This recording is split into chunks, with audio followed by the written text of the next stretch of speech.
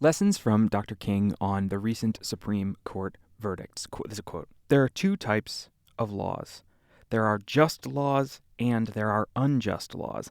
I would agree with St. Augustine that an unjust law is no law at all. In the letter from Birmingham jail, Dr. King explains his rationality for breaking laws that are unjust. I think it's important to name this because, at least in the way that I was taught history, we think of civil rights struggles as things that are solely relegated to the past. Legalized segregation was unjust in the past. Preventing women from voting was unjust in the past. If we're not careful, this philosophy of history can allow us to complacently assume that things that are unjust should just be happening less because it is now as opposed to then. King rejects this view of history, and people don't think that he does because they often quote him out of context, particularly the quote, "The moral arc of the universe is long, but it bends towards justice." But let's clarify, because he clarifies it in writing on page 1205 of this compendium that I have. This is a quote. "All that is said here grows out of a tragic misconception of time.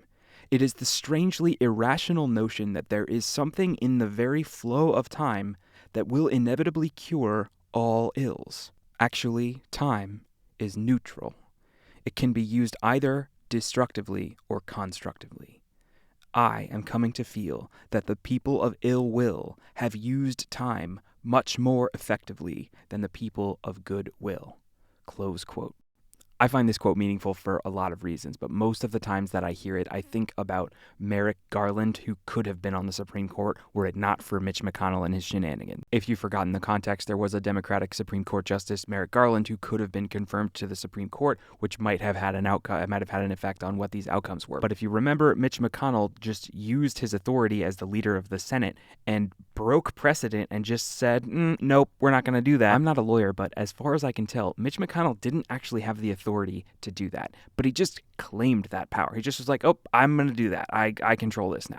I am coming to feel that the people of ill will have used time much more effectively than the people of goodwill. Just because the Supreme Court has made these laws does not mean that they are just laws. So I can't believe that I'm saying this, but we need to be more like Mitch McConnell. We need to claim any power that is within our control. We might need to spend a little less energy on moral idealism and tone policing and a little more energy on calculating strategy. Who are the people involved? What powers do they have? What are the processes? Who controls the processes? After Roe v. Wade was overturned, I was hopeful that even in red Kansas, people came out and repudiated that decision in the ballot box. But there is nothing inevitable about that happening again. These justices are not rewinding the clock to the past. They are creating their vision of what the future should be, and we need to create ours.